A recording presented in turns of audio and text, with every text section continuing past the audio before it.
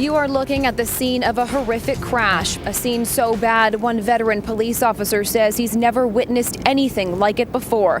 11 people are confirmed dead in the community of Hampstead. The wreckage, twisted metal, what's left of a passenger van and a tractor trailer. The vehicles collided just before 5 o'clock, sending the van careening into the side of a house. The side of the van completely ripped off, exposing the seats inside.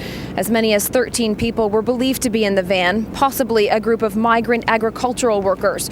Police say there were survivors, 3 who were rushed to hospital.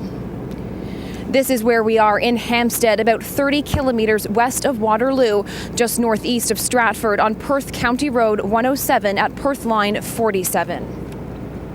Good evening and welcome to a special edition of CTV News at 11:30. We are just steps away from where tragedy unfolded just before 5 o'clock this afternoon, and we will bring you all of what we know. Beginning with CTV's Joel Bowie. Joel, the death toll here is absolutely staggering.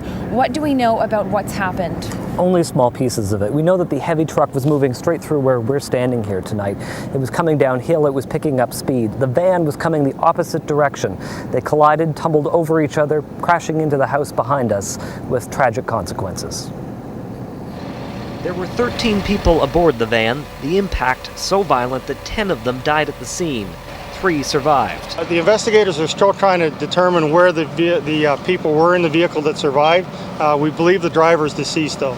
The driver of the truck that hit them was also killed. It's gruesome even for those prepared for the worst. I've been on the job for 28 years and I've never seen anything quite like this collision tonight, with 11 people killed in one crash. The people in the van were migrant workers, employees of a chicken operation. It's not clear where it's based. We're also hearing from one person who was one of the first people here at the scene after this happened, who actually heard this crash happen. Yeah, he was working in a tool shop just a short distance away from here, and he heard the crash and he rushed out. He saw the van that's perched up against the house here, and there were people inside of it. He went around, he was trying to feel their pulses. He wasn't having much success. He says that he heard from the back of the van someone calling, "Help me, help me." He couldn't get to the person he couldn't help. There was just so much destruction and so many bodies there, and all he could say to the person was, "Help is coming, help is coming." And of course it did, but for so many people it was just too late. This crash did not have to happen, and these lives need not have been lost. Straightforward, as police made it clear today. The van carrying 13 migrant farm workers went through a stop sign and into the path of an oncoming truck. 10 people in the van were killed. The London truck driver lost his life. Police telling us the driver of the van wasn't properly licensed, according to the Highway Traffic Act. That states that any vehicle that transports more than 11 passengers requires that you hold a minimum of a Class F license. We know that Mr. Blancas, the driver of the passenger van, holds a Class G license. Police wouldn't say who owned the van. Now, police still have a lot of work to do, and they say there are a number of questions they simply can't answer at this time for investigative reasons. One of the things we asked was why, if the workers lived in Kitchener, did they head west after working at a poultry farm when back home was east? I can tell you that we are working with the Ministry of Labour in regards to that question. That will form a part of our investigation, and that will unfold as we continue further on. At this news conference, police also expressed deep condolence to all family and friends of the victims. This officer, born in Colombia, has been working closely with them and the Peruvian consulate. As a Hispanic, it's especially hurtful for me to deal with my Spanish brothers in that kind of situation. But I assure them that we will all be there for them throughout this endeavor. The depths of this tragedy is hard to comprehend here, let alone a continent away, where the van driver's sons learned about the crash. They spoke with television station Panamericana. It's difficult, he says, but I have to keep strong for my mother and for my brother. I'll keep going, and my dad will shine on me from above. One of the hardest hit homes belongs to the family of Jose Valdivieso. He died alongside his son Fernando.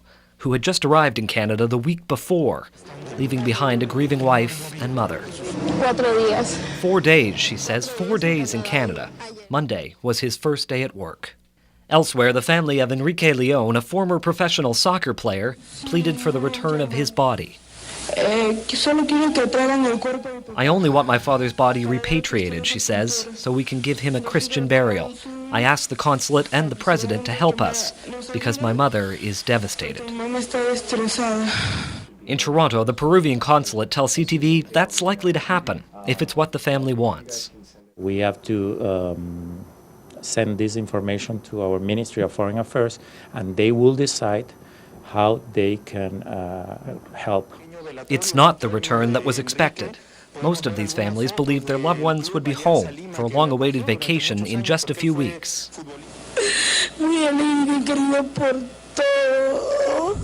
No one is around at Mark Poultry's New Hamburg location, but CTV News has learned that the company is owned by this man, Alex Carrion of Kitchener. The chicken catching operation has existed for several years. In fact, one of its vans was involved in a similar crash in 2004. Carrion's son Pedro was driving and died in the accident, along with 2 others. Joseph Parker worked with them. We were a total 14 hours out, and I made about 10:25 an hour. And I got home, and my wife said, "Don't go back work for them." Parker quit the job after just 1 day. He says the vans did not seem safe. Obviously, there's a lot of commotion inside a vehicle like that with 12 guys. They're all talking on cell phones, talking to the driver. You know, the driver's constantly turning his head, looking at what's going on back there. In London, one of the survivors of Monday's crash is in stable condition. Juan Ariza is conscious and talking, and now represented by a lawyer. I can tell you that we were only able to speak with him very briefly, and that he was in severe pain. The same law firm says it also represents the relatives of 4 of the men killed in the accident. It becomes our responsibility to find out if there are any other liable parties for this incident. Leaving the funeral home, 9 hearses containing 9 caskets, victims of the Hampstead tragedy that claimed 11 lives. The procession moving toward St. Anthony Daniel Catholic Church, each casket taken into the church carefully. During visitation, people had time for personal moments, a chance to grieve and hold each other for comfort and support. Every day is hard, especially for their families back home, the kids, wives, all the relatives, plus right now for us here in the community.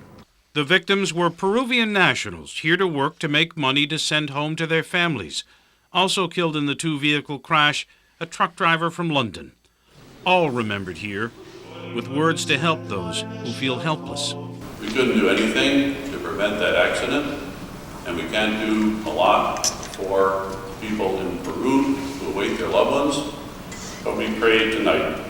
In prayer, Father Talbot said, that God will give them strength to overcome their pain. Very emotional to think there were so many and no wives here to support them. It was very hard. Difficult, but it's why people came here, to offer support. Solidaridad latinoamericana, solidaridad sudafricana. A solidarity song for each of the 11 people killed in the Hampstead crash. Oscar Campomanes Corso, Juan Castillo, Elvio Bravo. 2 Jamaicans killed at Filsinger Farm in Ayton 2 years ago. Ralston White and Paul Roach. And a call for change for all migrant workers in the country. Solidaridad en Canada. We really want recognition of the fact that migrant workers' workplaces are often unsafe. The downtown Toronto march from the coroner's office to the Ministry of Labour was organized by Justicia for Migrant Workers. They're the most vulnerable workforce in Canada today, and we want an inquest to show how vulnerable they actually are. And these accidents are very tragic, but workers get sick and injured every day. In the farms that that produce our food, in the farms that cultivate our plants and our flowers. The city of Stratford is unveiling a new memorial for workers killed on the job. There are many men and women that go to work some days and never come home. No family should have to experience that, and today is drawing that into our focus. Juan Castillo, Elvio Bravo Sanchez, Fernando Correa, and to our truck driver, Chris Fulton. This year, members of the local labor movement are honoring the 10 migrant workers and truck driver Chris Fulton. We started out thinking about some farm workers who lost their lives. And it's terrible to say, but many farm workers have lost their lives. It's dangerous work. That's why unions are hoping to educate them and youths, two groups that are often unaware of workplace dangers. They come into the workplaces and they don't understand, they don't realize how dangerous some of our workplaces actually are. And by learning those hazards, union leaders hope someday they won't have to lay flowers for fallen workers. A really, really good man. That's how Samaria Carolina Enamorado describes her husband, Juan Castillo. He and his co-workers were killed when the van they were riding in drove through a stop sign into the path of a truck. The driver of the truck, 38-year-old Christopher Fulton of London, also died in the crash. I don't feel good because it's so hard for me. I am alone now with my kids, and I have to keeping it strong. The family is sharing in $240,000 raised across Canada for the survivors and the victims' relatives. 9 of the widows live in Peru. Alan Fernandez Sanchez says it's a struggle without his stepfather, Juan Castillo. He was like the center core, and we were like just surrounding him and everything. It's like a car without an engine. It doesn't move, and that's basically it. The money was raised by the United Food and Commercial Workers Union and the Agriculture Workers Alliance. Both unions say migrant workers need better treatment from Canada. Our concern is that Canada imports people as commodities to do this work, makes them work in the fields, and then when they're broken or they're damaged, we send them back. The 3 survivors, though, are still in Canada, recovering in either a long-term care hospital or home. Juan Castillo's family says they are grateful for the generosity of Canadians who've helped them. It's a really, really kind people. I appreciate everything that people doing for all the families. David Hernandez was my cousin. Tears rolled down the faces of the family members and advocates who stood at the site where nearly 6 months ago a truck driver and 10 migrant workers were killed. Those families in Peru have been devastated by this accident. They've lost everything. The workers had just left a nearby poultry farm when the driver of their van failed to stop at a stop sign and they were struck by a transport truck. Organizers planned today's vigil not only for those who lost their lives here, but also for the thousands of other migrant workers who become sick or injured while working in Canada. Far too many workers are being forced to fight just to get the dignity that ought to be their right. Advocates have asked the government to hold an inquiry into the crash, but they say nothing has been done. Now they want migrant workers' rights to change. And workers should not be going home to die. Workers should be having proper protection here and should be treated here accordingly, and this is not happening. We'll make damn sure that these men did not die in vain. Solidarity. No pude. I know that wherever they are, I did the impossible to try and help them, but I just could not. Memories of what happened on February 6 still haunt them to this day. Alrededor nuestra, ¿no? We saw the death of all our coworkers around us. We saw the carnage all around us in the van. Speaking with the help of an interpreter, Juan and Javier remember the deadly crash near Hampstead. It's something that you can't even imagine. Que te cambia la vida. As of today, and thank to God, all that's left for us to do.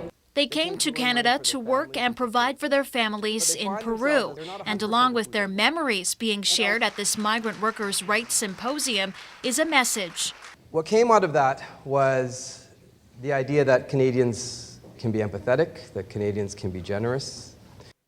The United Food and Commercial Workers Union has been calling for action from the federal or provincial governments to protect migrant workers, concerned the pair's health care benefits could be cut off if they're sent back to their country, even though they may still be unable to work. And the only thing we want is the opportunity to continue living, the opportunity to continue surviving so that one day we can tell our families, here we are.